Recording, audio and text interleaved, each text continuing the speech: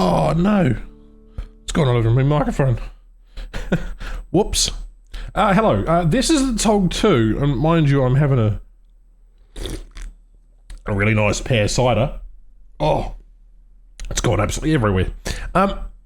This thing is rank 3, battle rating 4.7, and you can get it by completing, go to the medals, you've already been doing it, your dreams come true, your achievements for the Togs, okay? Got 2 more tasks to go, and if you're on the experimental client up here, well then you can use the test drive link, which I'll have pinned in the comments down below. And if you want to support the channel, go ahead and grab my decal while the sales are on, or if you want to purchase some G, not to G the task, then greatly appreciate it. Anyhow, big old fat Tog here is equipped with a 94mm 28 pounder quick firing cannon, 48 rounds of ammo. It's also got 2 7.92mm machine guns. In the test drive, these paddles come off and they put the sponsons in them. If you have a look at the X-ray here, you've got machine gunner and a bunch of ammo around the sides. In dead center, you've got quite a lot of crew members here. There are 8 crew in this absolute behemoth. One massive engine producing 531 horsepower, but its top speed is about 14 kilometers an hour. But good news, it can go 14 in reverse. So anyhow, the rest of the tank is basically a helicopter landing pad, and we've got ammo around the big turret. Let me just showcase the armor real quickly, because the track's 30mm. You've got the rolled homogeneous armors, bits of outer armor here, 63mm on the side. Lower front is 76 and 76 here, but the turret armor, 102mm on the front, with an absolutely astounding weight of 82.6 tons. This is something that is basically almost one of the heaviest vehicles in game. The mouse is just slightly heavier. Anyway, in terms of what you get for ammunition, this is the Sharp Mark 1. It's an armor-piercing capped ballistic cap shell, which can do up to about 202mm at 100 meters, and about at 1,180mm. So not bad for the kind of gun that it is, considering it is a 28 pounder. You get access to a machine gun as well, and there is various other modifications, but again, because this is early, it doesn't really have too much to say here. Yeah, but this vehicle is so big that it's just one of those wonderful vehicles from the War Thunder Anniversary. You may know it from games like World of Tanks, and its legendary status at the Bovington Tank Museum as being one of the biggest tanks in their collection. This thing is also equipped with a 74 pounder from the Churchill as its secondary weaponry, and the sponsons are, well, machine guns. They don't necessarily work just yet, but you can see we're already at max speed. It gets up to speed pretty quickly, and it does have a machine gun in the front there. But let's test out its trench crossing capabilities, because Tog 2, or the old gang number 2, is a vehicle which is quite interesting. Now, don't mind the fact that the right track and its spinning balls of, well, wheels. The wheels actually spin, so watch when going over this trench here. Currently a bit of a visual glitch with the actual model itself, but doesn't quite have enough horsepower. Let's go, turn a little bit left. There we are. And you can see the road wheels are spinning horizontally rather than vertically. Now, we'll struggle against Panthers, but if you're wanting to get this thing really fast, put it off a cliff, because you will do about 30 kilometers an hour. So, and no, it will not float, it will not swim.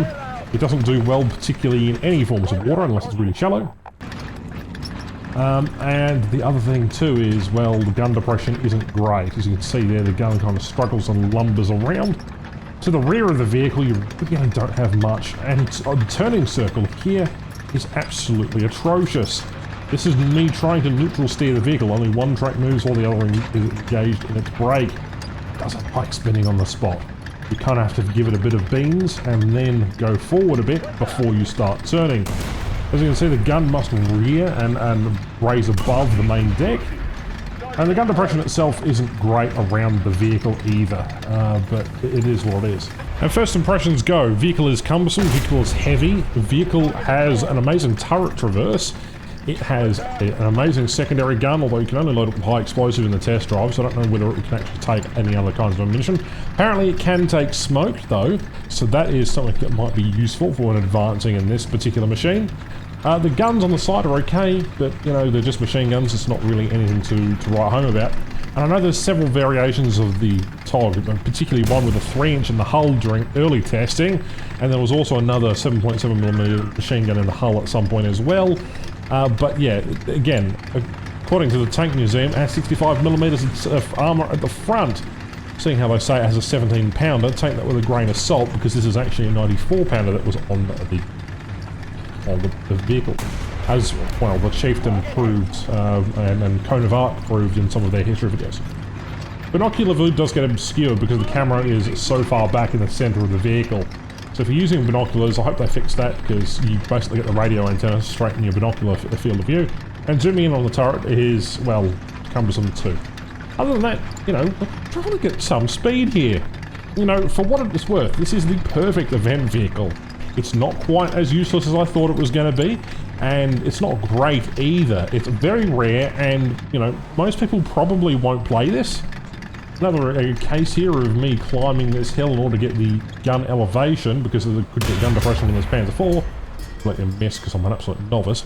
But, you know, it is quite an interesting vehicle, regardless of how people put it outlook. Now, it did take me 20 minutes to cross from the spawn to here, and what, that's 600, 700, 800 metres, maybe 900 metres?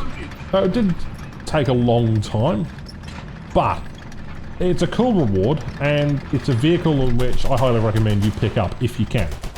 It's unfortunate such a cool vehicle is locked behind a paywall, but the grind for it is actually quite easy. 35,000 mission points, or mission score points, is something you can do in 2 days. But otherwise, if you miss the tasks, well, then there's J option available as well. And again, I'm going to show a case of this vehicle's turning capacity, as I'm trying to line it up with the Jagdtiger over here. Yeah, she's a bit of a behemoth. Ah, bless the old girl. The TOG is something that is definitely fantastic. Let me know what I should do with the TOG in the comments down below. We'll probably end up by doing a video on it. I've got some crazy ideas, and we'll probably do a video explaining what the TOG is actually capable of in War Thunder. Anyhow, I guess the sad part about this vehicle is, well, you're not going to be... Well, you'll probably never get access to this event or get access to this vehicle ever again. Like the Sturmtiger, it seems to be one of these one-off type of events.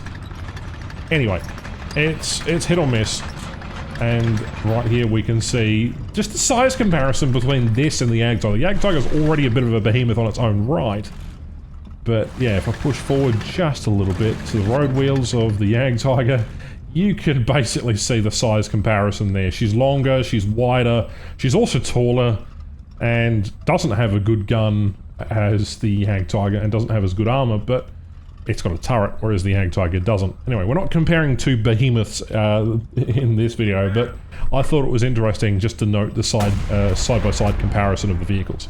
Oh, and the diesel-electric drive is fantastic. It makes the vehicle just go, and yeah, it's going to be a slow, cumbersome behemoth, but I really like it.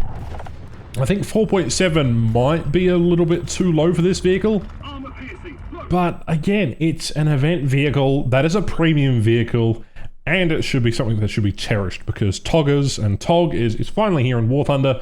After all the speculation regarding whether or not the Bovington Tank Museum had rights and given rights to wargaming about it, which Rita Games posted a few years ago, about how the TOG wasn't allowed in any other video game besides World of Tanks, well, this just proves that's kind of a bit of a fallacy. It's here, it's in War Thunder.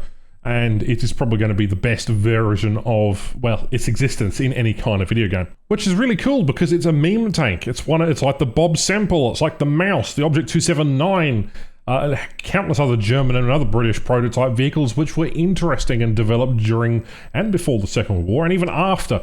It's just a beautiful machine, and yeah, it does have its setbacks. It's incredibly slow, incredibly cumbersome, but it's beautiful. And it represents a time in which, well, maybe not all things are better being bigger and larger. Anyway, let me know what you think in the comments down below.